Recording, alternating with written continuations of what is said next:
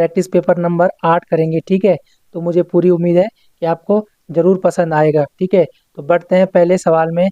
पहला सवाल कहता है कि अपने मित्रों बंधुजनों को लिखने वाले पत्रों को किस प्रकार के पत्र माना जाता है। ठीक है, जो हम अपने मित्रों को और बंधुजनों को जो पत्र लिखते हैं उनको अनौपचारिक पत्र या इनफॉर्मल लेटर कहा जाता है। ठीक है, ऑप्शन नंबर 20 का करेक्ट आंसर हो जाएगा। ठीक है, बढ़ते हैं अगले सवाल में। अगला सवाल कहता है कि जो नमकीन शब्द है, नमकीन शब्द में कौन सा प्रत्यय है। ठीक है, आपको पता है जो प्रत्यय होते हैं वो शब्द के अंत में जुड़ते हैं, और जो नमकीन शब्द है इसमें जो प्रत्यय होगा नमक प्लस ईन। ठीक है, नमकीन शब्द में ईन प्रत्यय होगा। ऑप्शन नंबर सी इसका करेक्ट आंसर हो जाएगा। ठीक है, बढ़ते हैं अगले सवाल में। अगला सवाल क्या कहता है, तो अगला सवाल कहता है जो घड़ा शब्द है उसका तत्सम रूप क्या होगा। ठीक है, घड़ा शब्द है उसका तत्सम रूप क्या होगा। मैंने आपको बताया था कि वे शब्दांश जो संस्कृत भाषा से वे शब्द जो संस्कृत भाषा से हिंदी भाषा में ज्यों के त्यों प्रयोग में लाए गए हैं उनको हम तत्सम शब्द कहते हैं। तो जो घड़ा शब्द है उसका तत्सम रूप हो जाएगा घट। ठीक है, ऑप्शन नंबर 20 का करेक्ट आंसर हो जाएगा। बढ़ते हैं अगले सवाल में। अगला सवाल कहता है कि एक रचना है जिस रचना का नाम है जानकी मंगल। तो ये जानकी मंगल रचना किसकी है। तो जानकी मंगल रचना के जो कवि हैं उनका नाम है भैया संत तुलसीदास। ठीक है, ऑप्शन नंबर सी इसका करेक्ट आंसर हो जाएगा। ठीक है, अगर बात करें जो तुलसीदास जी हैं उनका जन्म कब हुआ, तो आपका आंसर होगा उनका जन्म 1532 में हुआ। ठीक है, उनका जन्म। अगर इनके कुछ उपनाम है उनकी बात करें तो इनको कहा जाता है कवि शिरोमणि। ठीक है, इनको कवि शिरोमणि कहा जाता है। इन्हीं को मानस का हंस कहा जाता है, मानस का हंस। ठीक है, इन्हीं को हिंदी के जातीय कवि, ठीक है, जातीय कवि भी कहा जाता है। ठीक है, इन्हीं को कवि शिरोमणि कहा जाता है। ये 3 नाम आपको याद रखने हैं। ठीक है, अब बढ़ते हैं। अगर बात करें इनकी कुछ रचनाएं, जैसे एक रचना है रामचरितमानस। ठीक है, रामचरितमानस इनकी रचना है। और तुलसीदास जी अकबर के समकालीन थे, ये भी आपको पता है। एक रचना है इनकी दोहावली। ठीक है, दोहावली भी इनकी रचना है। एक रचना है इनकी कवितावली। ठीक है, कवितावली भी इनकी रचना है। अगर बात करें एक रचना है गीतावली। ठीक है, तो गीतावली भी इनकी रचना है। श्री कृष्ण गीतावली जो पुलिस के पेपर में आया था कि श्री कृष्ण गीतावली किसकी रचना है, तो ये भी तुलसीदास जी की रचना है। अगर बात करें जानकी मंगल, जानकी मंगल भी इन्हीं की रचना है, जानकी मंगल। अगर बात करें वैराग्य संदीपनी, वैराग्य संदीपनी, वैराग्य संदीपनी भी इन्हीं की रचना है। अगर बात करें कि विनय पत्रिका, ठीक है, विनय पत्रिका भी तुलसीदास जी की है और अवधी भाषा में लिखी गई है। ठीक है, तो जो ये जानकी मंगल है, जानकी मंगल के रचनाकार कौन है, तुलसीदास जी। और तुलसीदास जी के बारे में ये बातें आपको ध्यान रखनी है। ठीक है, बढ़ते हैं अगले सवाल में। अगला सवाल क्या कहता है, तो जो अगला सवाल है वो बोलता है कि संपादक किसे कहते हैं। तो संपादक भैया उसको कहते हैं जो समाचारों को गलतियों को छांटकर छापता है। ठीक है, ये क्या लिखा है, ये लिखा है ऑप्शन नंबर डी में त्रुटि रहित कर छापने योग्य बनाने वाला। ठीक है, गलतियों को छांटकर छापने योग्य बनाने वाला। ठीक है, उसको हम बोलते हैं संपादक। ठीक है, ऑप्शन नंबर डी इसका करेक्ट आंसर हो जाएगा। बढ़ते हैं अगले सवाल में। अगला सवाल कहता है कि सूरज पूरब से उगता है। ठीक है, सूरज पूरब से उगता है, यह किस प्रकार का वाक्य है। आप सभी को पता है कि अर्थ के आधार पर वाक्य के 8 प्रकार होते हैं, जिन 8 प्रकारों में एक प्रकार है विधानवाचक वाक्य। ऑप्शन नंबर ए इसका करेक्ट आंसर हो जाएगा। और विधानवाचक वाक्य क्या होते हैं, तो आपका आंसर होगा वह वाक्य जिनसे किसी प्रकार की जानकारी या सूचना प्राप्त होती है या सूचनाओं का बोध होता है, उनको हम विधानवाचक वाक्य कहते हैं। तो देखो इसमें जानकारी मिल रही है हमें कि सूरज पूरब से उगता है, इसलिए यह क्या हो जाएगा, विधानवाचक वाक्य हो जाएगा, ऑप्शन नंबर ए। ठीक है, बढ़ते हैं अगले सवाल में। अगला सवाल क्या कहता है, तो अगला सवाल कहता है कि एक कहानी यह भी, एक कहानी यह भी के रचयिता कौन है। ठीक है, तो जो एक कहानी यह भी है उसके रचयिता हैं Mannu, sorry, option number C, Mannu Bhandari. ठीक है, मन्नू भंडारी इसके रचयिता हैं। अगर बात करें जो ये एक कहानी है भी है, ये है मन्नू भंडारी की आत्मकथा। ठीक है, यह मन्नू भंडारी की आत्मकथा है। और 2008 में मन्नू भंडारी जी को एक कहानी यह भी के लिए व्यास सम्मान मिला था। ठीक है, व्यास सम्मान मिला था, ये बातें आपको याद रखनी है। ठीक है, अगर बात करें मन्नू भंडारी के जन्म की, तो इनका जो जन्म हुआ था तो 3 अप्रैल 1931 को मध्य प्रदेश यानी एमपी में हुआ था इनका जन्म। अगर बात करें इनकी कुछ रचनाओं की, तो जैसे इनकी रचना है एक प्लेट सैलाब, एक प्लेट सैलाब। अगर बात करें इनकी रचनाओं की, तो एक प्लेट सैलाब इनकी रचना है। एक रचना है इनकी मैं हार गई। ठीक है, मैं हार गई भी इनकी रचना है। अगर बात करें, एक रचना है इनकी तीन निगाहों की एक तस्वीर, तीन निगाहों तीन निगाहों की एक तस्वीर। तो तीन निगाहों की एक तस्वीर भी इनकी रचना है। अगर बात करें यही सच है, एक रचना है इनकी यही यही सच है, यही सच है, एक रचना इनकी ये है। और अगर बात करें एक रचना और है जिसका नाम है त्रिशंकु, त्रिशंकु भी इन्हीं की रचना है। और अगर बात करें अगली रचना की, तो एक रचना है, देखो इनके उपन्यास भी हैं कुछ उपन्यास। अगर इनके उपन्यास की बात करें, तो एक उपन्यास है इनका आपका बंटी, आपका बंटी। ठीक है, आपका बंटी भी इनका उपन्यास है। एक रचना है, एक उपन्यास है इनका महाभोज, महाभोज भी इनका उपन्यास है। एक उपन्यास है इनका एक इंच मुस्कान, एक इंच मुस्कान। एक इंच मुस्कान भी क्या है, इनका उपन्यास है। ये बातें आपको याद रखनी है। ठीक है, एक इंच मुस्कान। तो मन्नू भंडारी के बारे में थोड़ी बहुत जानकारी मैंने आपसे शेयर की है। ठीक है, बढ़ते हैं अगले सवाल में। अगला सवाल कहता है कि भारत संघ की राजभाषा कौन सी है। ठीक है, भारत संघ की राजभाषा, तो जो भारत की राजभाषा है वो है हिंदी। ठीक है, आपको पता है 14 सितंबर 1949 को हम हिंदी को राजभाषा का दर्जा दिया गया। और 14 सितंबर को हम हिंदी दिवस मनाते हैं, हिंदी दिवस मनाते हैं। ठीक है, अगर बात करें कि जो राष्ट्रभाषा, तो हमारी हिंदी राष्ट्रभाषा नहीं है, राजभाषा है, ये आपको याद रखना है। ठीक है, बढ़ते हैं अगले सवाल में। अगला सवाल क्या कहता है, अगला सवाल कहता है कि जो यूनिकोड फॉन्ट है। ठीक है, अगला सवाल कह रहा है कि यूनिकोड फॉन्ट के फायदे क्या हैं। ठीक है, तो ऑप्शन ए की अगर बात करें कि मानक कुंजी पटल में टंकण, मतलब ये भी सही है इसका। ठीक है, पहला ऑप्शन सही है। सभी अद्यतन प्रचालन प्रणालियों में पठनीय योग्य भी होता है। ठीक है, ये भी सही है। ऑनलाइन व ऑफलाइन के लिए प्रयोग में सुविधा, दोनों मोड में इसका यूज कर सकते हैं हम, इसलिए ऑप्शन नंबर डी इसका करेक्ट आंसर हो जाएगा। ठीक है, ऑप्शन नंबर डी इसका करेक्ट आंसर हो जाएगा। लेकिन आपको एक चीजें याद रखनी है, एक होता है यूनिकोड फॉन्ट। ठीक है, एक होता है यूनिकोड फॉन्ट। ठीक है, यहाँ से पुलिस के पेपर में सवाल आया था ना, तो यूनिकोड फॉन्ट होता है, एक होता है मंगल। ठीक है, ये आपको याद रखना है। एक होता है अपराजिता और एक फॉन्ट होता है कोकिल। तो मंगल, अपराजिता और कोकिल होते हैं यूनिकोड फॉन्ट। जबकि अगर हम बात करें नॉन यूनिकोड फॉन्ट, अगर हम बात करें non Unicode font, non Unicode font, अगर हम नॉन यूनिकोड फॉन्ट की बात करें, तो आपका आंसर होगा, एक तो हम करेंगे जिसमें हम टाइपिंग करते हैं कुर्ती देव। ठीक है, कुर्ती देव और चाणक्य, चाणक्य। और इस चाणक्य से पुलिस के पेपर में सवाल आया था कि कंप्यूटर शब्दावली में चाणक्य क्या है, तो उसमें लिखा था ऑप्शन में एक फॉन्ट। ठीक है, तो चाणक्य एक फॉन्ट है और नॉन यूनिकोड फॉन्ट है, ये बातें आपको याद रखनी है। ठीक है, बढ़ते हैं अगले सवाल में।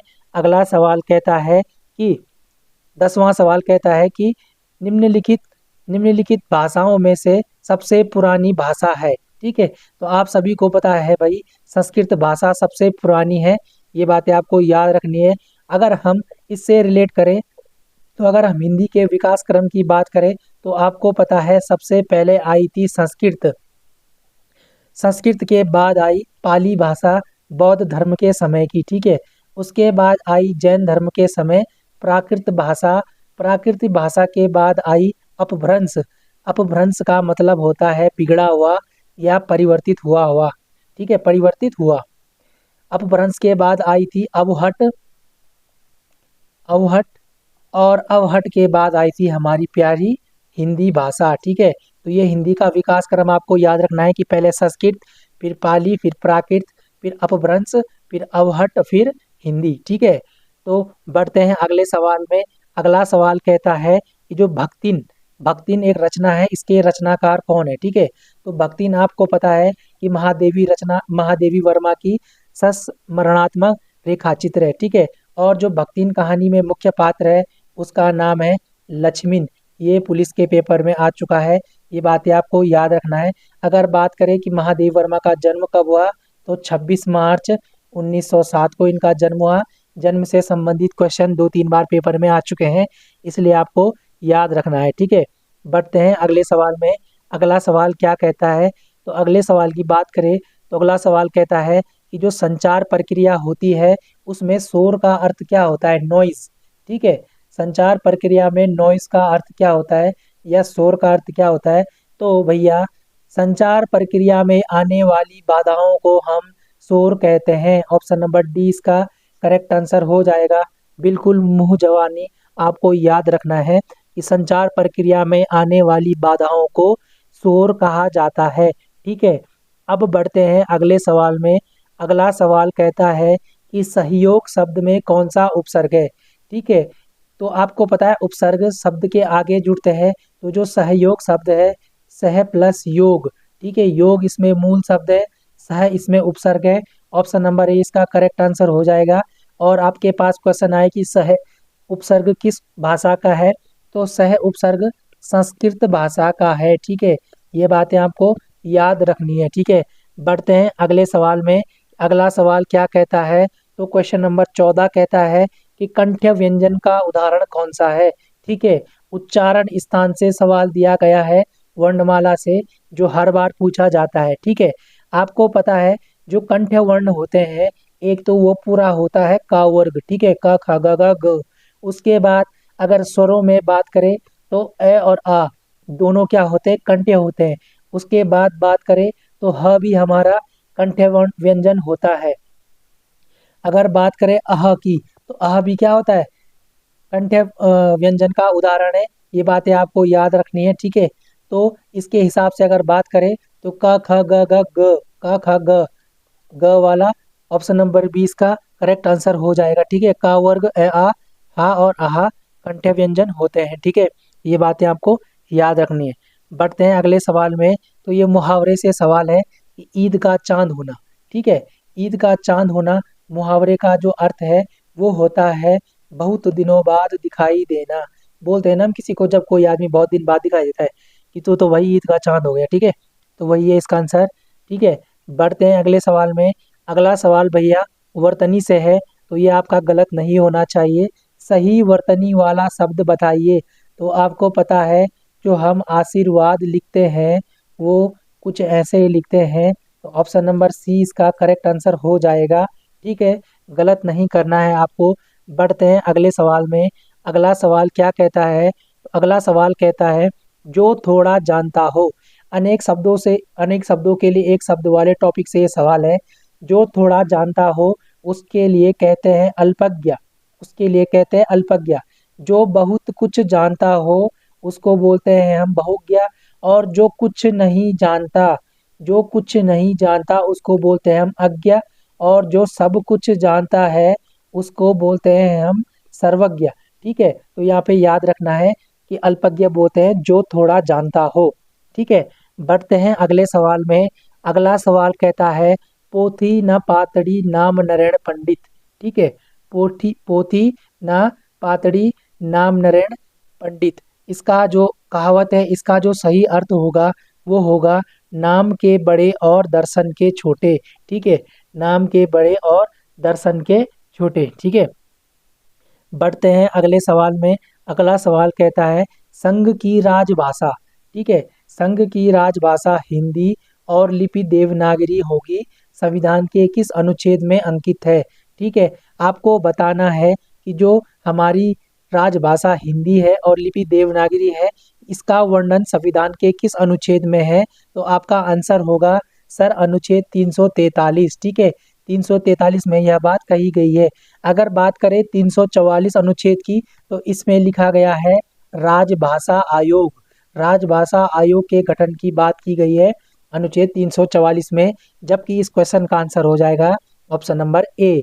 ठीक है, बढ़ते हैं अगले सवाल में। अगला सवाल कहता है कि जो अध उपसर्ग है उसका जो सब उससे जो मिलकर शब्द बनेगा वो कौन सा होगा? तो आपका आंसर होगा सर ऑप्शन नंबर डी, अध जला। ठीक है, अध प्लस जला। ठीक है, अध जला उपसर्ग होगा। ठीक है, और अगर बात करें जो अध उपसर्ग है यह किस भाषा का है? तो सर आपका आंसर होगा कि हिंदी भाषा का उपसर्ग है अध। ठीक है, इससे संबंधित क्वेश्चन भी पेपरों में बार बार आते हैं, तो आपको ये बातें याद रखनी है। ठीक है, अब बढ़ते हैं अलंकार से। सवाल है, कहता है कि असंख्य कीर्ति रश्मियां विकीर्ण दिव्य दहसी। ठीक है, इस पंक्ति में कौन सा अलंकार है? तो आपको पता है जहां पर के समान, के तुल्य, सम सा सरिस सी आए, वहां पर होता है उपमा अलंकार, जहां पर की जाती है तुलना। तो यहाँ पे लिखा है सी, तो ये आपको याद रखना है कि इसमें उपमा अलंकार होगा। ठीक है, बढ़ते हैं अगले सवाल में। अगला सवाल कहता है कि ईश्वर की सहायता सबसे बड़ी होती है। ईश्वर की सहायता सबसे बड़ी होती है, इस वाक्य में लोकोक्ति का मतलब कौन सी लोकोक्ति है? तो इसका आंसर होगा जाको राखे साइया मार सके ना कोई। ठीक है, तो ऑप्शन नंबर 20 का करेक्ट आंसर आ जाएगा। अगर आपके पास क्वेश्चन आए कि लोकोक्ति किस भाषा का शब्द है, तो लोकोक्ति है भैया संस्कृत भाषा का शब्द। ठीक है, तो ये बातें आपको याद रखनी है। बढ़ते हैं अगले सवाल में। अगला सवाल कहता है कि निम्नलिखित, यहाँ पे आएगा निम्नलिखित में से किस शब्द में इत प्रत्यय है? तो प्रत्यय आपको पता है शब्द के पीछे जुड़ते हैं। अगर बात करें शब्द के अंत में जुड़ते हैं, है ना प्रत्यय। अगर बात करें ऑप्शन नंबर सी की, तो हर्षित शब्द में इत प्रत्यय होगा और ये बनेगा हर्ष प्लस इत। ठीक है, हर्ष प्लस इत। ठीक है, तो इत प्रत्यय होगा हर्षित में। ठीक है, ऑप्शन नंबर सी इसका करेक्ट आंसर हो जाएगा। ठीक है, बढ़ते हैं अगले सवाल में। अगला सवाल कहता है कि संटा किसे कहते हैं? ठीक है, गढ़वाली कुमाऊनी शब्दावली से शब्द वो क्वेश्चन है, संटा किसे कहते हैं? तो आपको पता है हम कहते हैं संटा अदला बदली को। बचपन में स्कूल में हम बोलते थे ना पेन, कि चल पेन सटा दूल्हा। ठीक है, तो वही होता है अदला बदली। ठीक है, बढ़ते हैं अगले सवाल में कि ये सवाल कहता है कि निम्नलिखित में से गीतावली किसकी रचना है? तो अगर आपके पास गीतावली आए या आपके पास श्री कृष्ण गीतावली आए, तो ये दोनों तुलसीदास की रचना है। ठीक है, ऑप्शन नंबर ए इसका करेक्ट आंसर हो जाएगा। ठीक है, बढ़ते हैं अगले सवाल में। अगला सवाल कहता है कि निम्नलिखित विलोम शब्दों में कौन सा युग्म गलत है? ठीक है, तो जो जो विलोम शब्द गलत है, जो युग्म गलत है, हमने उसको छांटना है। देखो, अमृत का विलोम होता है विष, बिल्कुल सही बात है। आय का विलोम होता है व्यय, बिल्कुल सही बात है। अनुज का विलोम अनुजा नहीं होता है, अनुज का विलोम होता है अग्रज। ठीक है, तो ऑप्शन नंबर सी इसका करेक्ट आंसर हो जाएगा। जबकि उपस्थित का विलोम अनुपस्थित होता है, ये भी बिल्कुल सही है। तो ऑप्शन नंबर सी गलत था, तो ये हमारा आंसर हो जाएगा। ठीक है, बढ़ते हैं अगले सवाल में। अगला सवाल कहता है, अच्छा ये कुमाऊनी का गीत गात शब्द है जो किस भाषा का है? ठीक है, कौन सा है वो? तो कुमाऊनी का जो गात शब्द है वो है तद्भव, और ये पेपर में पहले पूछा जा चुका है कि कुमाऊनी का गात शब्द है, तो आपका आंसर होगा तद्भव। ठीक है, बढ़ते हैं अगले सवाल में। ये सवाल कहता है कि जो चयन शब्द है, चयन शब्द में कौन सी संधि होगी? ठीक है, अगर इसका संधि विच्छेद बात करें, देखो अगर चयन शब्द की बात करें तो इसमें होगी अयादि संधि। ठीक है, अयादि संधि स्वर संधि का ही एक उदाहरण होता है अयादि संधि, और इसका संधि विच्छेद हो जाएगा चे प्लस अन। ठीक है, चे प्लस अन इसका करेक्ट आंसर हो जाएगा। ठीक है, और अगर संधि की बात करें तो इसमें अयादि संधि है। ठीक है, अब बढ़ते हैं अगले सवाल में। पत्र लेखन से ये सवाल है। ये सवाल कहता है कि जो पत्र एक व्यापारिक संस्था द्वारा दूसरी व्यापारिक संस्था को व्यापारिक कार्य हेतु लिखे जाते हैं, वे पत्र कहलाते हैं। तो आपका आंसर होगा, देखो इसमें लिखा है व्यापारिक, मतलब ट्रेड से संबंधित है। तो ऑप्शन की अगर बात करें तो ऑप्शन नंबर डी में लिखा है व्यावसायिक या व्यापारिक पत्र। तो ऑप्शन नंबर डी इसका करेक्ट आंसर हो जाएगा। ठीक है, ये बातें आपको याद रखनी है, ऑप्शन नंबर डी व्यापारिक पत्र या व्यावसायिक पत्र। ठीक है, बढ़ते हैं अगले सवाल में। अगला सवाल कहता है कि किरमोई पंख जामण। ठीक है, किरमोई पंख जामण, देखो किरमोई मतलब होता है चींटी। ठीक है, और हम गढ़वाली में बोलते हैं कि किरमोल पर फकुड़ भला खंडी जमदा, मतलब क्या होता है, जब उसकी क्या होती है, जब उसका विनाश निकट होता है तो उस पे क्या होते हैं, पंख जमने लग जाते हैं ना। तो वही है कि विनाश सूचक चिन्ह प्रकट होना, विनाश सूचक चिन्ह प्रकट होना। ठीक है, ऑप्शन नंबर 20 का करेक्ट आंसर हो जाएगा। ठीक है, बढ़ते हैं अगले सवाल में। अगला सवाल कहता है कि देवनागरी लिपि का विकास किस लिपि से माना जाता है। तो बहुत ही सरल सवाल है, ब्राह्मी लिपि से देवनागरी लिपि का विकास माना जाता है। ठीक है, जिन भाइयों का पुलिस कांस्टेबल का पेपर है, बिल्कुल इन क्वेश्चनों को याद कर लेना, समझ लेना, क्योंकि ये क्वेश्चन जरूर पेपरों में पूछे जाएंगे। ठीक है, बढ़ते हैं अगले सवाल में। अगला सवाल कहता है कि निम्नलिखित में से भाववाचक का उदाहरण नहीं है। तो मुझसे चला नहीं जाता, ये भी होता है, भाववाचक का उदाहरण नहीं लिखा है ना नकारात्मक रूप में, इसमें भी है, ऑप्शन नंबर डी में है। ऑप्शन नंबर सी इसका करेक्ट आंसर हो जाएगा, क्योंकि आम खाया जाता है, इसमें होगा कर्मवाच्य, इसमें होगा कर्मवाच्य। ठीक है, ऑप्शन नंबर सी इसका करेक्ट आंसर हो जाएगा। बढ़ते हैं अगले सवाल में। अगला सवाल कहता है कि फ्यूली क्या है। ठीक है, तो जो फ्यूली होता है वो बसंत के महीने में उगने वाला फूल, पीला फूल होता है। ऑप्शन नंबर सी इसका करेक्ट आंसर हो जाएगा। ठीक है, बढ़ते हैं अगले सवाल में। अगला सवाल कहता है कि अश्व, अश्व का पर्यायवाची शब्द नहीं है। ठीक है, तो जो अश्व होता है वो बोलते हैं घोड़े को। ठीक है, तो घोड़े का जो पर्यायवाची होता है वो घोड़ा भी होता है भी होता है, तुरंग भी होता है, बाजी भी होता है। ठीक है, घोटक भी होता है, घोटक भी होता है। अगर बात करें तो सैंधव भी होता है, सैंधव भी होता है। अगर बात करें तो रविसुत भी होता है, रविसुत भी होता है। अगर बात करें हरि भी होता है। ठीक है, हरि तो बंदर का भी होता है, लेकिन हरि घोड़े का भी होता है। अगर बात करें यहाँ पे ऑप्शन नंबर बी हमारा करेक्ट आंसर होगा, जो खर होता है वो गधे का पर्यायवाची होता है, या खर कूड़े कचड़े को भी बोलते हैं ना, गधे का पर्यायवाची भी होता है खर। ठीक है, बढ़ते हैं अगले सवाल में। तो दोस्तों ये सवाल यही तक थे, 34 सवाल थे। मुझे पूरी उम्मीद है कि आपको पसंद आए होंगे। ठीक है, सॉल्यूशन आपको पसंद आया होगा, और आपको ये सवाल वैसे तो ज़्यादातर इजी थे, लेकिन आपको ये सवाल आने चाहिए। ठीक है, कम से कम 28 से ऊपर तो आपका स्कोर होना चाहिए। ठीक है, वो बहुत अच्छा स्कोर माना जाएगा। और किसी किसी भाइयों के तो 30-32 भी आएंगे, 34 भी आए होंगे ना, क्योंकि तैयारी सबकी आजकल अच्छी है। आप देख ही रहे हो मेरिट कितनी आसमान छू रही है। ठीक है, तो दोस्तों इस क्लास को अब करते हैं यहीं पे समाप्त। अगर वीडियो अच्छी लगी है तो लाइक कमेंट शेयर जरूर करना। ठीक है, चैनल को सब्सक्राइब करना, आपके सपोर्ट की नीड है। आपको डेली ऐसे ही प्रैक्टिस सेट मिलेंगे। ठीक है, 8 प्रैक्टिस सेट हो चुके हैं, 8 बहुत क्वेश्चन हो चुके हैं लगभग। ठीक है, ऐसे ही क्वेश्चन आपको मिलते रहेंगे। आपको बस वीडियो डेली देखनी है और अपना मूल्यांकन करते रहना है, और बेसिक सवाल गलत नहीं करने। अगर बेसिक गलत हो रहा है तो तुरंत उस टॉपिक को खोलना है और उन कॉन्सेप्ट को दोबारा से पढ़ना है। ठीक है, तो दोस्तों इस क्लास को करते हैं यहीं पे समाप्त। ठीक है, मिलते हैं किसी और क्लास में, तब तक के लिए धन्यवाद।